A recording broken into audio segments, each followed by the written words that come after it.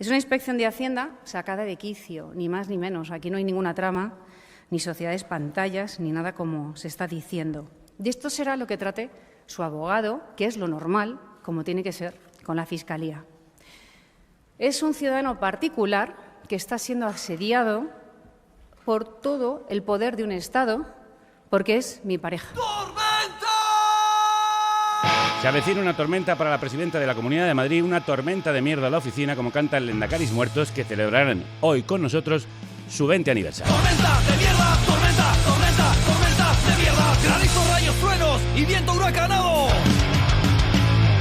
20 años remando llevan los Lendakaris, que vienen a presentarnos su último disco, Mucho asco, casi todo. Un título que define bien el momento político actual, que viene cargadito, Violeta. Sí, por si teníamos poco con la suciedad ilimitada del caso Koldo, nuestro medio asociado, El Diario.es, ha destapado el caso del novio de Ayuso, que la presidenta madrileña dice que es una cortina de humo para ocultar que hoy se aprueba en el Congreso la ley de amnistía. Y por si había poco lío con Cataluña, ayer el presidente Pere Aragonés adelantó las elecciones al 12 de mayo después de que los comunes se negaran a llegar a un acuerdo para aprobar los presupuestos. Vamos, que esto requiere de la tertulia más Rogelia de la radio.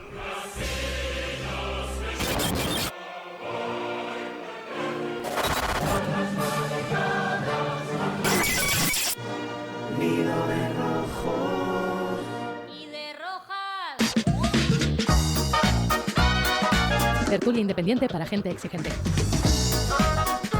En el que contamos con dos de nuestros petirrojos favoritos, Alan Barroso, politólogo, que hoy cambia la tertulia televisiva por la República Independiente de la Radio. Alan, crudos días. Un placer, como siempre. Y enfrente de él, bueno, en realidad a su costado, Noelia Danez, politóloga, dramaturga y flamante nueva jefa de opinión del Diario Público. Crudos días. ¿Qué tal estás? Buenos días, ¿qué tal? Muy bien. ¿Qué tal ese nuevo cargo? Muy bien, hay tensión. Hay tensión. Hombre, la actualidad la bueno, impone, efectivamente, ¿no? pues hablemos de esa tensión y de esa actualidad. Un titular del caso de la pareja de Ayuso. Tú lo has dicho, es el caso de la pareja Ayuso, pero Ayuso es un caso. Es un caso desde un punto de vista político y creo que venimos a hablar de eso hoy, ¿no? De qué consecuencias tiene esto para el gobierno de la Comunidad de Madrid y para ella también, ¿no? Como figura política destacada dentro del PP. Alan. Ya tiene tela tener un hermano comisionista como para ahora además tener un novio comisionista que además no tiene suficiente con 2 millones, sino que tiene que defraudar 350.000 a Hacienda, pero la respuesta a todo esto de Isabel Díaz Ayuso pues tampoco ha defraudado. Es todo invención de Moncloa, el trampismo a la ibérica. Hola, ¿qué tal? Perdona que te interrumpa un momento. Ahora mismo te dejo seguir con el programa. Espero que lo estés disfrutando porque para eso lo hacemos. Pero, como sabes, Carne Cruda solo es posible por los oyentes que lo hacen posible. Así que si no eres productor o productora, te animo a serlo en carnecruda.es. Es muy fácil. Entras allí y puedes hacer una donación a través de PayPal o una transferencia bancaria. Y ayudas a que contenidos como este sigan adelante. Te dejo seguir con el programa. Que lo disfrutes. Vamos a buscar respuestas precisamente al Diario.es, que ha destapado esta información, que nos va a contar los detalles del caso. Pedro Sánchez está sentado en la corrupción política y económica, y esto no lo va a tapar, aunque pida 1000 veces mi dimisión. Sánchez busca desestabilizarme a través de mi destrucción personal, cuando el único destruido aquí es él. Hasta donde sé, mi pareja está sufriendo una inspección fiscal salvaje para retrasar los casi 600.000 euros que Hacienda le debe. La presidenta madrileña Isabel Díaz Ayuso aseguraba ayer que la investigación de Hacienda a su novio se ha orquestado por parte de todo el Estado solo para dañarla a ella. Y lo decía justo después de que el presidente Pedro Sánchez pidiese en el Congreso a Alberto Núñez Feijóo, líder del PP, que fuese coherente con lo que predica. Le exijo, señoría, que pida la dimisión de la señora Ayuso como presidente de la Comunidad de Madrid. Que tenga coraje, que sea valiente, aunque eso le cueste el puesto como al señor Casado. Pero durante la sesión de control al gobierno, el líder del PP se centró en el caso Koldo y lo único que consiguieron sacarle los periodistas que le preguntaron mientras entraba al Parlamento es que estaba absolutamente tranquilo con Ayuso. Absolutamente tranquilo, pese a que este martes el Diario.es publicó la exclusiva de la que todos estamos hablando. Sí, una investigación de la agencia tributaria ha revelado que Alberto González Amador defraudó 351.000 euros a través de facturas falsas y empresas pantalla para ocultar sus negocios durante 2020 y 2021. La actual pareja de Ayuso cobró 2 millones de euros en comisiones por mediar en la compraventa de material sanitario durante lo peor de la pandemia. Además, la cadena SER ha desvelado ayer un correo de su abogado en el que admite haber cometido 2 delitos de fraude para intentar alcanzar un acuerdo con la Fiscalía, que también lo acusa de falsedad documental. Para contarnos todos los detalles de la investigación hemos llamado a uno de los periodistas que la están publicando en el diario.es, José Precedo, que es director adjunto de nuestro medio asociado. Crudos días. Crudos días, Javier. Buenos días a todos. Cuéntanos qué dice ese informe de la agencia tributaria. ¿Cómo defraudó ese dinero la pareja de Ayuso? Bueno, pues de una manera bastante tosca y bastante burda, por eso estamos donde estamos. Lo que cuenta el informe de la agencia tributaria es que tras lograr esos 2 contratos que le proporcionaron 2 millones de euros en comisiones, lo que ha hecho el novio de Isabel Díaz Ayuso es recopilar 1,7 millones de euros en facturas falsas de 10 sociedades, aportarlas para disminuir los beneficios de la empresa de 2 millones, si le restamos ese 1,7 de gastos, quedan 300.000, y pagar impuestos por beneficios de 300.000 en vez de 2 millones. ¿Qué pasa a lo largo de la investigación? Bueno, pues lo de siempre. Cuando una empresa multiplica por 6 su facturación y al mismo tiempo reduce los beneficios, esto hace saltar una serie de alertas en Hacienda. A partir de ahí empieza toda la investigación, empiezan a pedir las facturas, empiezan a llamar a las empresas y se dan cuenta de que nada casa. Por eso, tras 2 años de investigación, la agencia tributaria decide denunciar por 2 delitos de fraude fiscal por 350.000 euros y también por un tercer delito de falsedad documental, que tiene como objeto la persecución de las facturas falsas ante la Fiscalía. La Fiscalía abre unas diligencias, esto siempre es muy rápido. Cuando la Fiscalía recibe un informe de este tipo de la agencia tributaria es básicamente comprobar 4 datos y trasladarlo al juzgado. Y aquí es donde estamos. Pero vamos, ni conspiración ni nada. Cuando cualquier empresario que nos pueda estar oyendo ahora multiplica por 6 la facturación y reduce los beneficios, pues cualquiera sabe que Hacienda esas cosas las mira. Y cuando además empieza a mirarlas y los empresarios que emiten las facturas dicen no saber nada de ellos, pues acaba un expediente que no puede finalizar de otra manera que con una denuncia por fraude fiscal, como a cualquier ciudadano, por otra parte. Hablemos precisamente de ese enriquecimiento. González Amador ganó 2 millones de euros como intermediario de FCS Select Products SL. Atención que el panorama de pantallas que tienen todos nombres en inglés muy llamativos. Una empresa que, por cierto, fue denunciada por el propio PP hace 2 años. ¿Por qué la denunció el PP y cómo ha conseguido este señor multiplicar por 6 sus ingresos durante la pandemia? Bueno, como dices, lo más sofisticado de esta trama son los nombres de las empresas, porque luego en realidad es todo bastante cutre. La empresa esta en cuestión era una empresa que se dedicaba al marketing de bebidas alcohólicas. Y como pasó durante la pandemia, tenía contactos en China, consiguió abastecerse de un montón de material y acabó siendo el principal proveedor de todas las administraciones, fundamentalmente del gobierno central. Le ha facturado más de 250 millones de euros.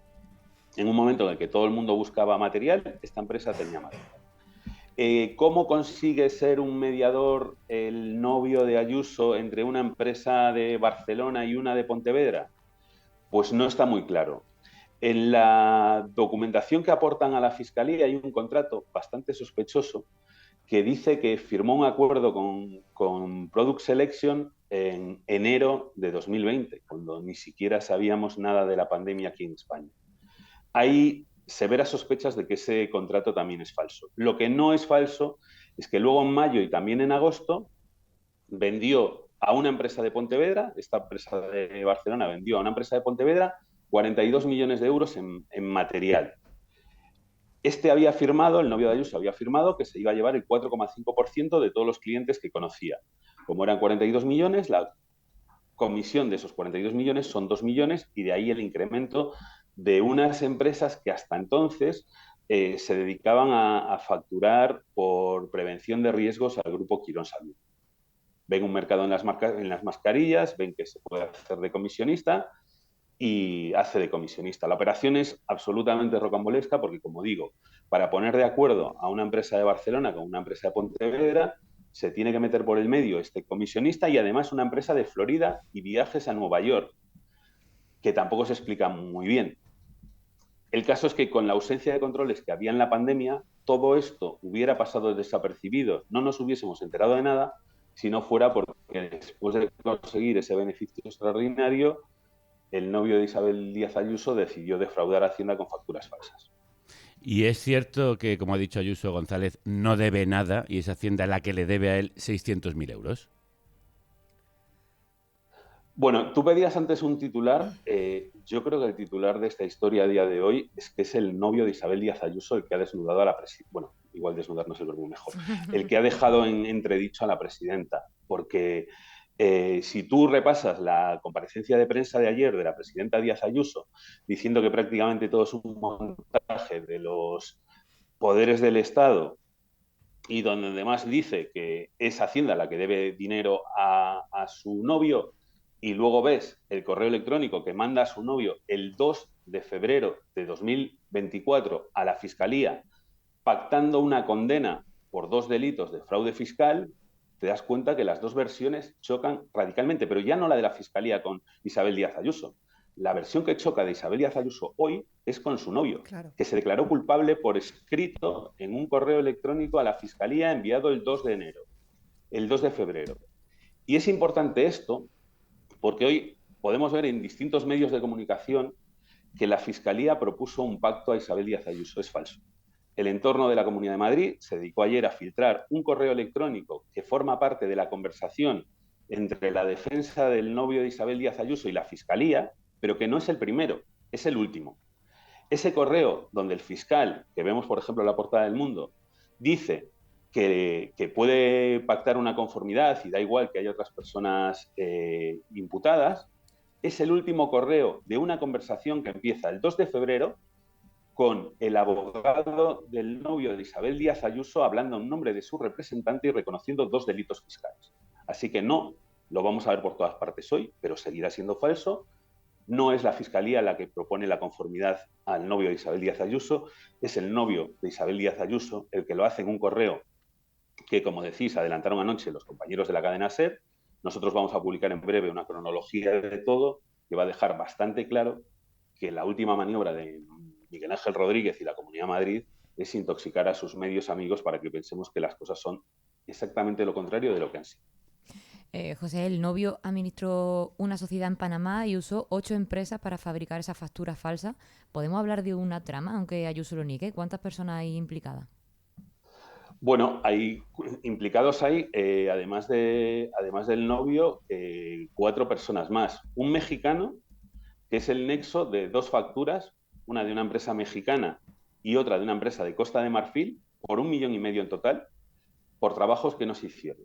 Luego hay una serie de empresarios sevillanos, que es ya la trama torrente de esta historia, que facturan supuestamente a una empresa del novio de Ayuso, que a su vez factura a Quirón Salud por trabajos cuando uno es mecánico de bicicletas y coches, otro es graduado social, con todos los respetos a los graduados sociales, pero que no tiene capacidad para hacer este tipo de trabajos de consultoría para una empresa como Quirón Salud, y otro es un transportista de ganado.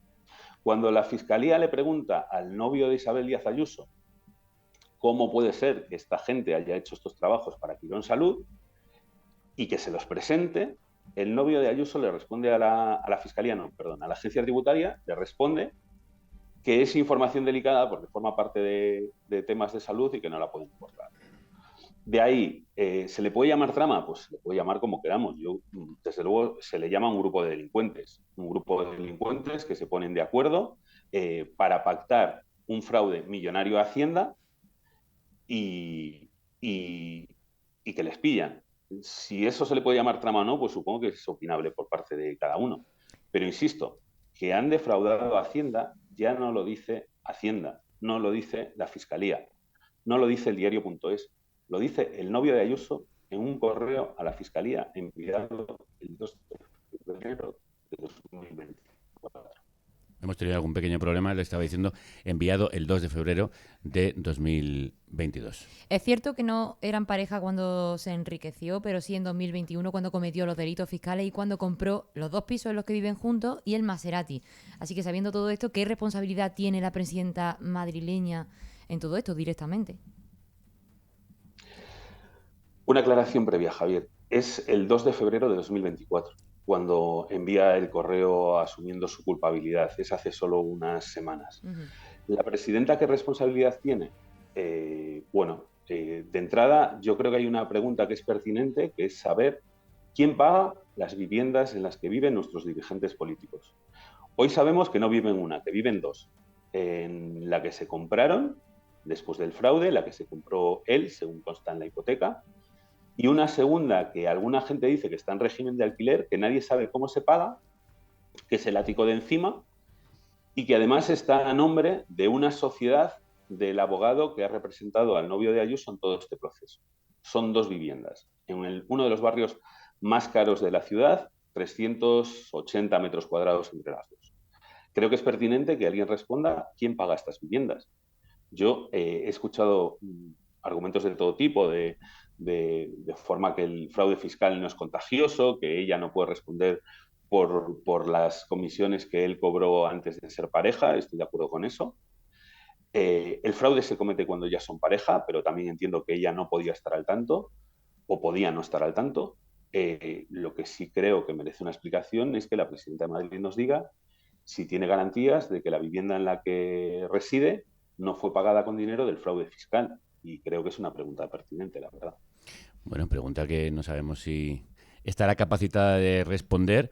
Lo que sí podemos decir es que en ese ático que está sobre el piso que compró su pareja por ese 1.000.000 de euros, hay una bandera de España. La bandera que no falte.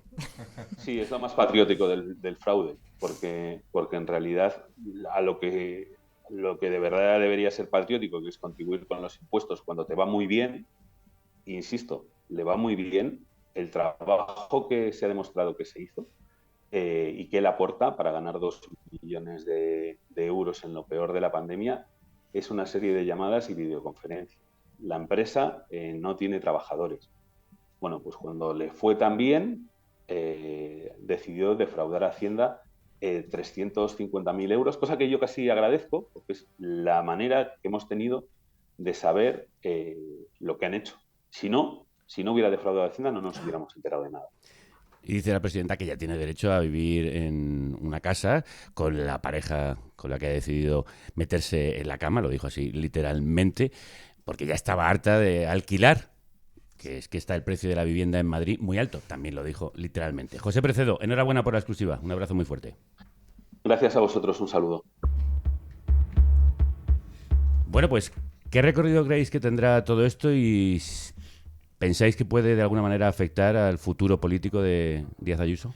Hombre, lo primero sería pensar que sí. Lo que, sin embargo, tampoco... Yo no tiendo normalmente al optimismo, es un defecto que tengo, pero habiendo visto que esta señora ha sido responsable de 7.291 víctimas en residencias, no tuvo consecuencias. Le dio una comisión a dedo a su propio hermano por parte de su misma de su misma presidencia de la Comunidad de Madrid, a dedo a su propio hermano. No es que lo cobrase cuando no eran novios, como en el caso de sus novios, sino a dedo a su propio hermano, y tampoco tuvo consecuencias. Bueno, pues con estos dos antecedentes es probable que esto tampoco va a tener consecuencias, por desgracia, pero sin embargo, por acumulación también caen las cosas y la gravedad sigue afectando. Y yo en la declaración que hizo ayer la vi pues como un poco menos echada para adelante de lo que normalmente estamos acostumbrados, la verdad.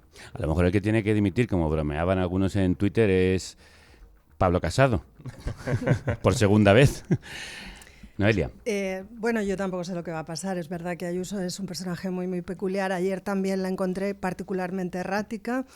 Creo que hay como dos, focos de análisis. Por un lado está el tema de la comunicación, es decir, qué están haciendo tanto ella como Miguel Ángel Rodríguez, que incluso ya se pone el cuerpo en Twitter, ¿no? Haciendo tweets, tratando también de, como siempre, hacer acusaciones falsas y desviar la atención. ¿Qué comunicación están siguiendo? Yo creo que es caótica, pero supongo que esperan recoger resultados de todo este caos que siembran. Ella ayer a mediodía negaba el fraude, pero por la tarde se filtraba el documento o el correo que prueba que hubo fraude, que el novio lo reconoció y además se filtraba de manera interesada y equívoca, como ha explicado Precedo, haciendo ver que la oferta, digamos, de pagar esa deuda venía, en este caso, de Hacienda. Es decir, que en el mismo día dijeron una cosa y la contraria. Por un lado está el tema de la comunicación. Supongo que van a seguir incidiendo en este tipo de estrategias, es decir, sembrar caos y desorientar un poco a la ciudadanía que no está que tiene dificultades, digamos, para seguir toda esta historia que cada vez es más intrincada. Y por otro Cuando lado, además ellos cuentan con una red de medios que están apoyando esa intoxicación. Claramente. Y luego, pues, por otro lado está el tema de la responsabilidad, que a lo mejor es en el que debemos centrarnos sobre todo, porque cuando trascendió el asunto de las comisiones de su hermano, se montó un follón extraordinario. Ahora estamos hablando de un negocio comisionista por mucho más dinero y de un fraude fiscal. Un fraude fiscal del que la presidenta directamente se beneficia, porque es cierto que vive en un piso que se ha adquirido en parte con ese dinero. ¿Es entendible que la presidenta de la Comunidad de Madrid viva en un piso adquirido con dinero de defraudar a Hacienda? Pues no lo es. Pero no solamente eso, sino que ella podría haber sido de rositas, igual que estuvo a punto de irse de rositas su novio por cobrar 2 millones en lo peor de la pandemia, que se dice pronto 2 millones, que es un dinero que no ve nadie, si no hubiese defraudado esos 350.000, que como decía Precedo, casi menos mal que los defraudó porque ha salido todo esto a la luz, pero podría haber sido de rositas Ayuso si hubiese simplemente optado por decir, oye, yo tengo de novio a quien tengo y no tengo que preguntarle nada, punto, ahí se queda. Pero lo que hizo, poner la mano en el fuego, poner el cuerpo entero por él y decir, literalmente, no ha habido ningún tipo de fraude. Esto que están diciendo es una conspiración de Moncloa y prácticamente dijo que Pedro Sánchez había obligado a su novia a cobrar 2 millones de euros y después a defraudarlo para que después le pudiesen pillar. Pero claro, cuando ni a las 12 horas después el que le está rebatiendo esa misma información de que no había delito es el propio abogado de su novio, reconociendo ante Fiscalía que efectivamente había, que querían llegar a un acuerdo, hombre, pues ahora lo va a tener muy complicado, y sobre todo por el asunto de la hipocresía extrema, porque venimos de 2 semanas de hablar de Koldo, claro, y con toda la razón del mundo. Yo creo que ahí está la diferencia entre los que somos capaces de denunciar toda corrupción, venga de donde venga, y que nos dé profundo asco que la gente se forrase en la pandemia traficando con mascarillas, porque era lo que hacían esas sanguijuelas, traficar con mascarillas, por muy legal que fuesen esas comisiones, porque son 2 millones de comisiones, sí, pero eso también es inmoral, completamente inmoral. Y yo, sin que sirva de precedente, pues estoy de acuerdo con Miguel Tellado, estoy de acuerdo con Borja Semper, estoy de acuerdo con el portavoz del gobierno de Ayuso cuando decían que era inmoral que se forrasen durante la pandemia, pero es que es lo mismo que hizo su propio hermano, es lo mismo que ha hecho su propio novio. Ahora seguramente no tengan el mismo coraje para denunciar, que llevan estas últimas 2 semanas denunciando el caso Koldo, que otros sí hemos tenido, pero no solo con algunos, sino con absolutamente todos, y eso yo creo que nos honra. Ahora hablamos del caso Koldo, pero vamos a hacer un resumen de las sombras de los negocios del entorno de Ayuso y su conexión con lo público. En 2011, una entidad de la Comunidad de Madrid concedió un préstamo de 400.000 euros a una empresa controlada al 25% por la familia de Ayuso. Ese préstamo nunca se devolvió. En 2020, su hermano cobró una comisión de 230.000 euros por la venta de mascarillas a la propia Comunidad de Madrid. También durante la pandemia, la Consejería de Sanidad de la Comunidad de Madrid adjudicó un contrato de 925.000 euros a un socio de la madre de la presidenta. Y la empresa para la que trabaja el exnovio de Ayuso multiplicó su facturación con la Comunidad de Madrid, pasó de 3.000 euros a 500.000. ¿Qué más se puede publicar del entorno de Ayuso? Claro, es que esto es lo que convierte a Ayuso en un caso político único y extraordinario en España. ¿Qué otro político o política en este país, de cualquiera de los 2 grandes partidos, que son los que tienen cierta tendencia, ¿no?, a incurrir en este tipo de prácticas, tiene una situación personal como la que tiene la presidenta de esta comunidad autónoma? Absolutamente nadie. Es extraordinario. Entonces, ¿de dónde viene esta omerta? Es el control de los medios de comunicación, por un lado, que garantiza, subvencionados, que garantiza esos 6 millones de lectores, que a su vez le dan a ella esta situación que tiene de mayoría absoluta. Es también una omerta dentro del propio Partido Popular, que lleva consigo, ¿no?, en su ADN y en su trayectoria propia, especialmente en Madrid, el asunto de la corrupción. Es también aquí lo que se está guardando un equilibrio de poder entre Feijóo, que al fin y al cabo le debe la posición que tiene el Partido Popular a la presidenta que descabezó al anterior secretario general o presidente del Partido Popular, Pablo Casado. Son muchos elementos que, de verdad, creo que nos tienen que llevar a deducir, sin hacer una operación mental excesivamente compleja, que la situación de esta persona es absolutamente extraordinaria, que a nadie le permitimos ni le toleramos semejantes comparecencias públicas, semejante nivel de desafío, el trato ayer a la prensa diciendo preguntillas, es decir, banalizando lo que por otro lado ella misma hacía, que sobre sobre esto sí quiero hacer una última anotación.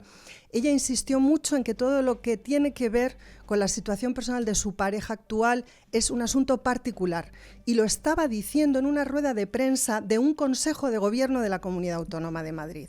Entonces, no solamente estaba incurriendo en una contradicción evidente, sino visibilizando también esta estrategia errática de comunicación en la que se encuentran, que creo que puede tener que ver mucho con que vamos a ir sabiendo cada vez más cosas y con que probablemente ellos prevén un escenario aún más difícil y más contrario, digamos, a los intereses de Ayuso. ¿Y cuál crees que será la reacción del PP? ¿Volverán a apuñalar al mensajero como hicieron con Pablo Casado? Imagínate, como para pedirle contundencia al pobre Feijóo, y debe estar temblando en su casa. ¿Qué hago? Porque el anterior que intentó algo, pues acabó siendo descabezado, el que denunció la corrupción y no aquella que era denunciada. Evidentemente, en el Partido Popular van a intentar cubrirse, pero sí que seguramente hay una lectura interesante a la interna, no tanto que obligue a Ayuso a caer, sino que igual sí que desplace su zona de influencia, porque Feijóo, que es verdad que durante las últimas semanas, pues bueno, su cabeza también estaba en entredicho y cada día que pasaba se le ponía un poco más cara de Pablo Casado, sobre todo en aquel momento en el que parecía y ni siquiera ellos tenían demasiado claro qué pasaba en Galicia. Igual ahora tiene un poco más de fuerza para poder sobreponerse a Ayuso, para decir, oye, cuidado, porque igual tú no vas a ser la siguiente que venga. Y ahí igual no hay que fijarse tanto en Feijóo, porque Feijóo tal vez está un poco amortizado, sobre todo si la legislatura acaba alargándose, aunque bueno, tal y como es la política española, los giros que da nunca se sabe, pero ahí al que hay que tener muy en cuenta es al presidente de Andalucía, Juanma Moreno, que igual aquí ahora está teniendo bastantes más fichas para disputar la presidencia del Partido Popular, y Ayuso está cayendo un poco en desgracia, creo, a la interna. Escuchemos a Feijóo y hablemos del otro caso de corrupción, el del PSOE. Señor Sánchez, está claro que su futuro está amenazado por la corrupción. Hace 2 semanas se lo dije, el Gobierno de España lo que está haciendo es colaborar con la justicia, es rendir cuentas ante estas Cortes Generales creando una comisión de investigación y asumiendo sus responsabilidades políticas. Quien no tiene intención de asumir responsabilidades y sí de echar balones fuera respecto al caso de la pareja de Ayuso es el PP. Ayer Feijóo hizo del caso Koldo su caballo de batalla en la sesión de control al Gobierno, donde hubo un cruce de acusaciones de corrupción y amenazas entre él y el presidente. Sí, como sabemos, Koldo García, antiguo asesor del exministro de Transporte José Luis Ábalos, está siendo investigado por una presunta trama de corrupción en la compra de mascarillas durante la pandemia. Otra vez, se investigan contratos públicos fraudulentos por casi 54 millones de euros. Hagamos una cronología para quien ande un poco despistado, Violeta.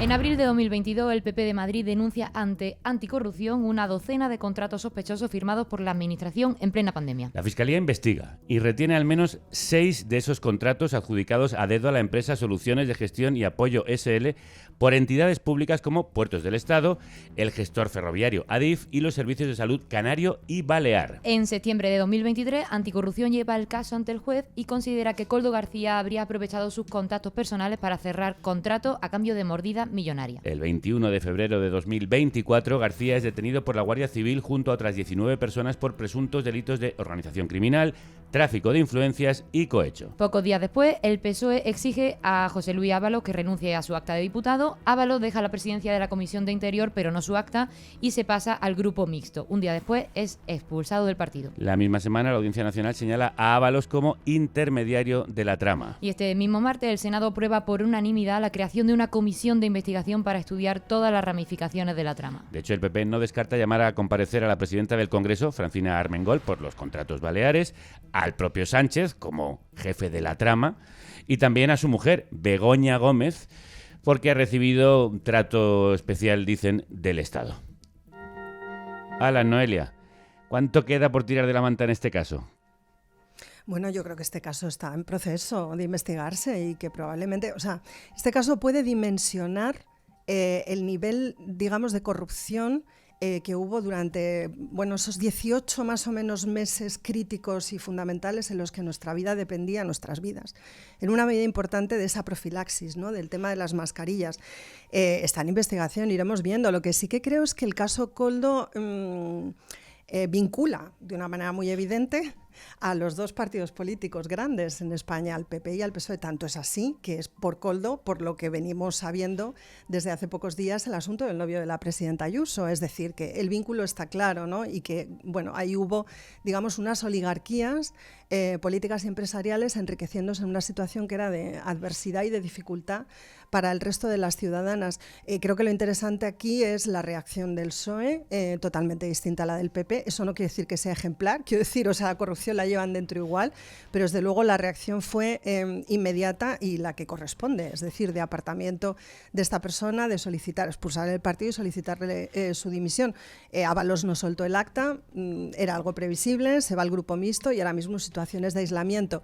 Qué contraste tan fuerte el de Ábalos diciendo aquello de estoy solo, ya no tengo secretaria, no tengo tal, y Ayuso ayer, ¿no?, en un acto público, bandera de la Comunidad de Madrid, y Feijóo casi en paralelo diciendo la inspección del novio de la señora Ayuso, ¿no? Qué manera tan diferente de reaccionar frente a dos casos que además de un modo u otro vemos que están vinculados. ¿No tenéis la sensación, como dijo en Twitter la secretaria general de Podemos, Yone Belarra, que estamos volviendo al 2011 y aquella corrupción bipartidista, los dos grandes partidos con las manos en la masa, las manos en la suciedad? Los dos grandes partidos llenos de corrupción, utilizando el ventilador para decir y tú más constantemente. Eso fue muy triste ayer, efectivamente, la sesión de control. Pero al mismo tiempo, o sea, esto podría desembocar en una especie de desencanto general, porque cuando un ciudadano se asoma a la ventana de la política y lo que ve dentro es que todos acusan mutuamente de corrupción, la información abunda tanto y de tantas formas y de manera, pues en muchos casos tan poco contrastada, como ahora veíamos, decía Precedo, en El Mundo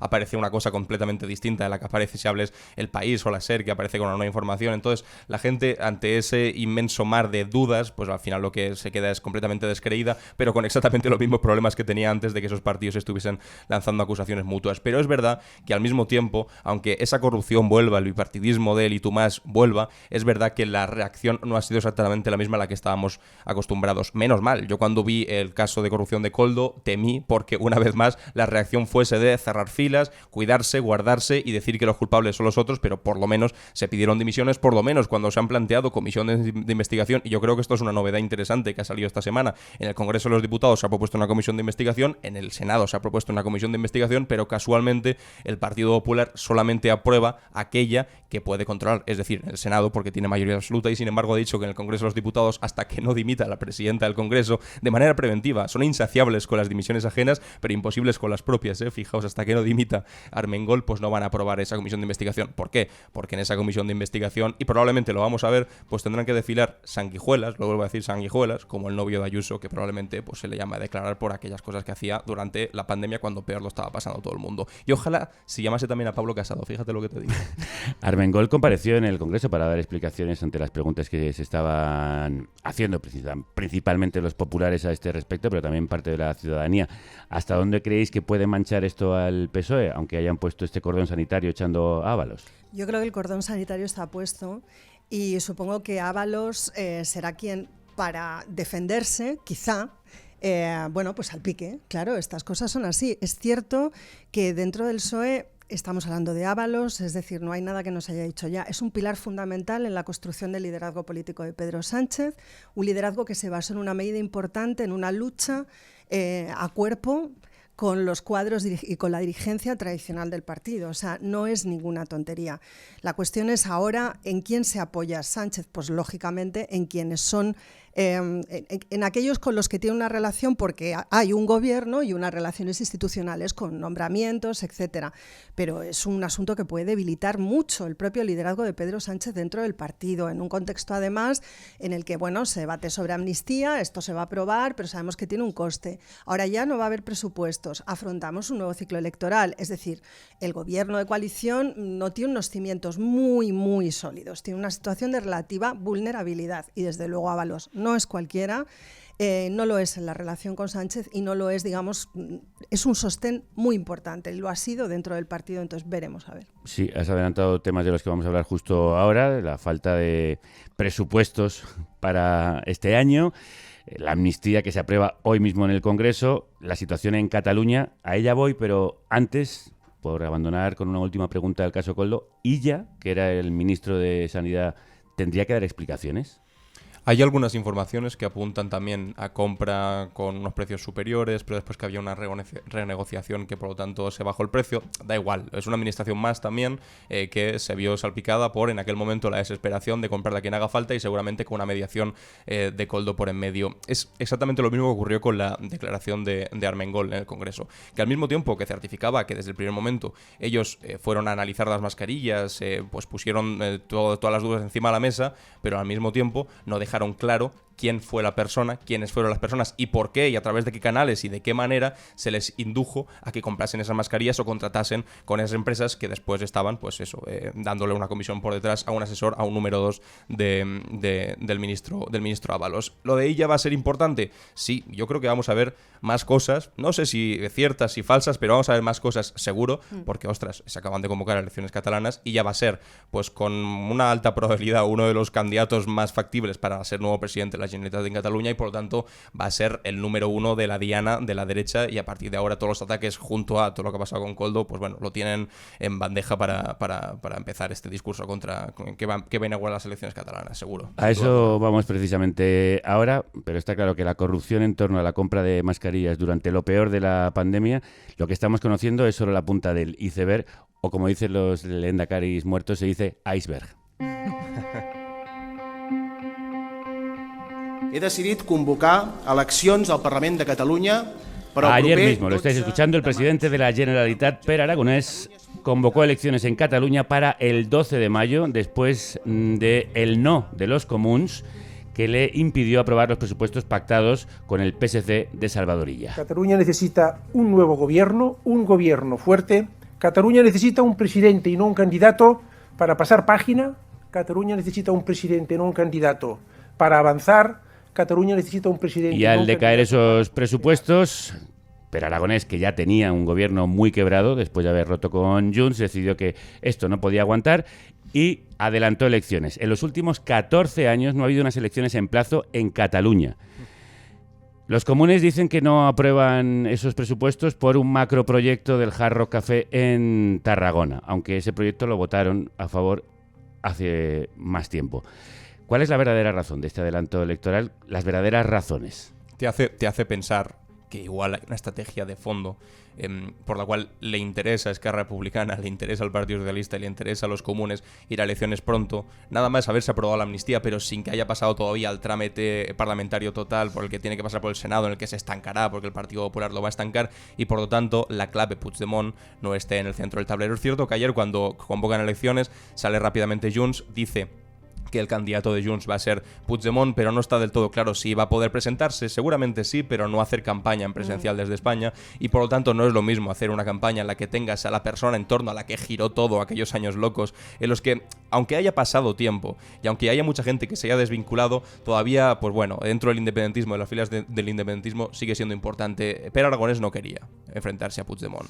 El PSC tampoco quería una campaña en la que el debate fundamental fuese qué va a pasar con Puigdemont, y de esta manera se lo ahorran, de esta manera pasan página de un gobierno simplemente formado por Esquerra Republicana, que estaba en absoluta minoría y sin apoyo parlamentario de Junts ni del resto de independentistas, y ponen la primera piedra, el primer ladrillo para lo que puede ser la vuelta del tripartit a Cataluña después de más de 14 años desde que salió el Partido Socialista, comenzó el procés, etcétera, etcétera. Para el Partido Socialista, termino con esto, es casi... Salvador Illa nunca había tenido un nombre más literal, puede ser la salvación del Partido Socialista, porque después de unas elecciones gallegas terribles, después de unas vascas, en las que igual sí que van a ser determinantes, pero también van a tener un resultado mediocre, siempre por detrás de Bildu, evidentemente, las catalanas pueden ser las que le salven el pellejo y sobre todo les hagan dar un respiro y decir, todavía estamos más o menos bien.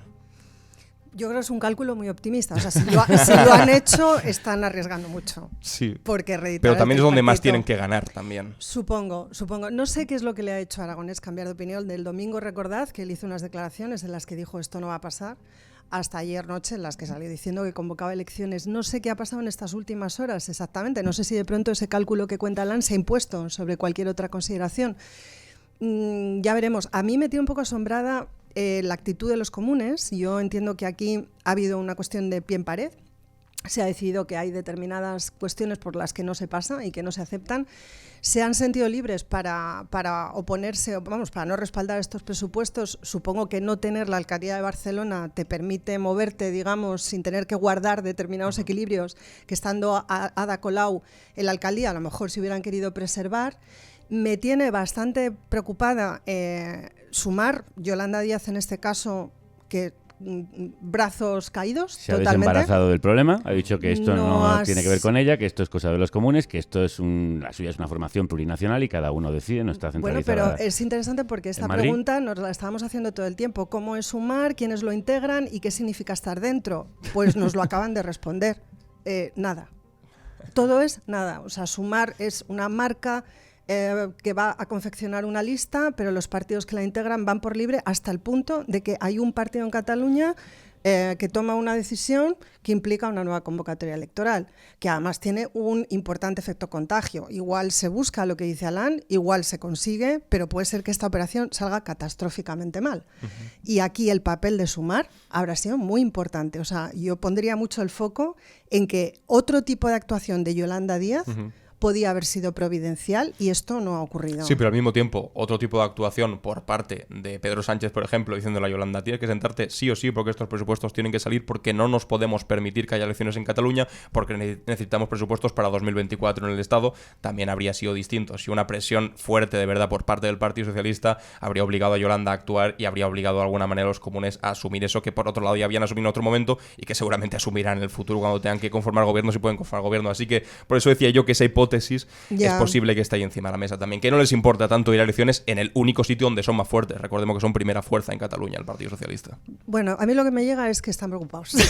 Quiero decir, desde si no entorno... serían irresponsables si no lo estuviesen. Están bastante preocupados porque no saben qué puede salir de esto. Bueno, y también tienen que estar preocupados porque al mismo tiempo que han decaído sus presupuestos en Cataluña, como estabais diciendo, han decaído los posibles presupuestos en 2024 del gobierno de coalición, que no está precisamente en un momento de fortaleza. Y claro, estamos hablando otra vez de Yolanda Díaz, es decir, tú formas parte del gobierno de coalición en el Estado. Entonces, aquí una concatenación, digamos, de acontecimientos y en esa concatenación el papel de Yolanda Díaz debería haber sido providencial y no ha habido ninguna actuación que sepamos. Parece ser que ha habido algún tipo de conversación, pero no un ejercicio de presión ni de negociación, ¿no? Que se supone que es un poco también para lo que está. Entonces, a mí esto me tiene un poco, o sea, quiero decir, bueno, entonces ¿esto qué va a ser, no? Y el PSOE anunciaba con cierta tranquilidad ayer que no hubiera presupuestos para 2024, que ya los pactarán en 2025. ¿Realmente se puede gobernar?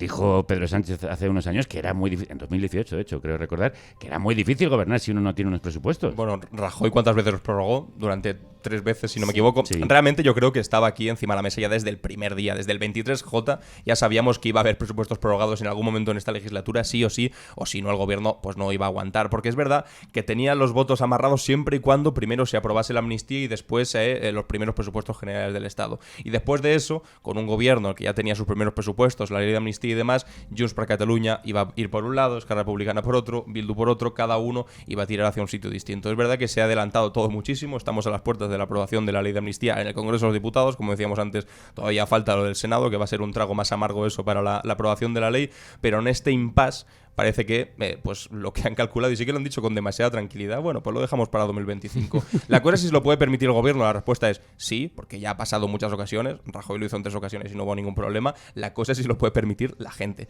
porque durante campaña electoral se hacen muchísimas promesas, vamos a construir vivienda pública a mansalva, que hace falta, claro que hace falta, pero no necesitamos la promesa, necesitamos hacerlo, necesitamos que se concrete el BOE y unos presupuestos y tantísimas otras cosas que si no hay presupuestos, pues simplemente se prorroga lo que ya existía y que es, por desgracia, insuficiente. No, o sea, yo creo que fue acting, lo de ayer de salir como haciéndose un selfie, Montero y él en el, ¿sabes?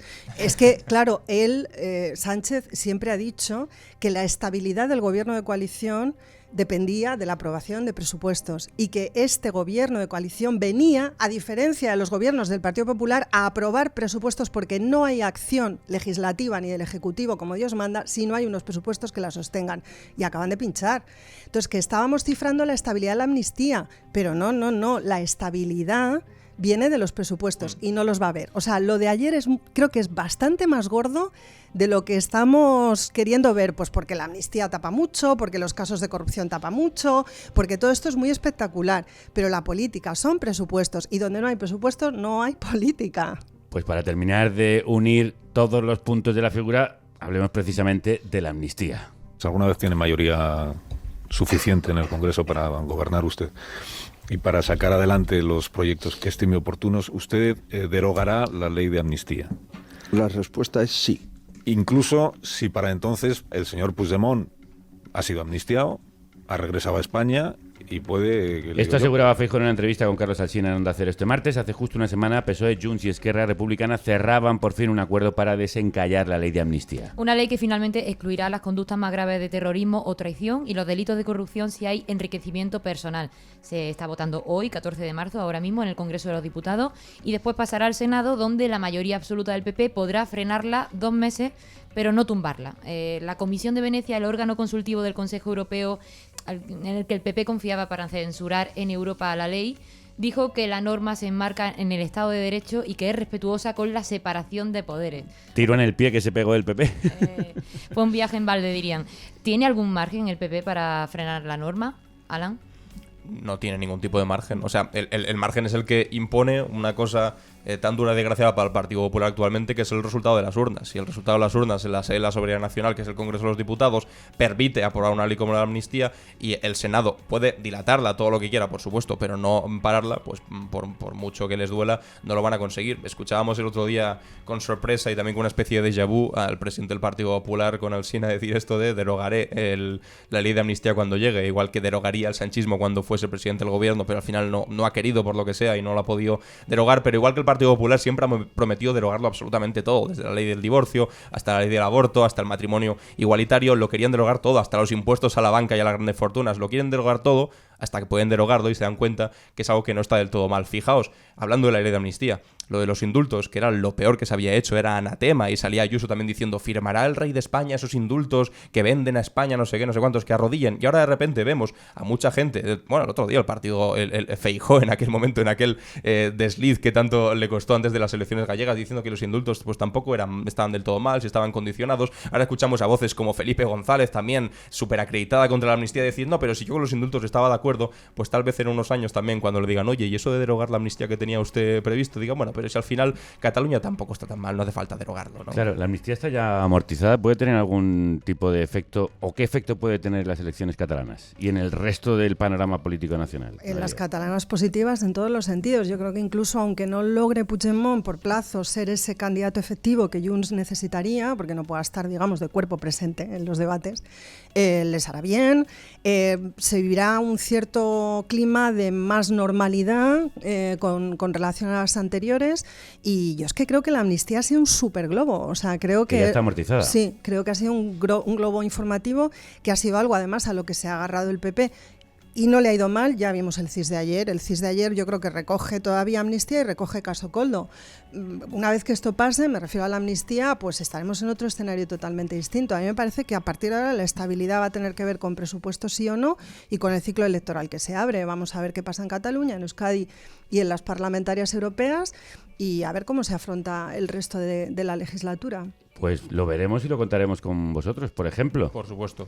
Ya hemos completado una figura que era muy compleja, ¿eh? Hemos unido todos los puntos y lo habéis hecho fantásticamente bien. Gracias. Noelia Danez, Alan Barroso, como siempre, un placer. Muchas gracias. Gracias. Financia el periodismo libre e independiente.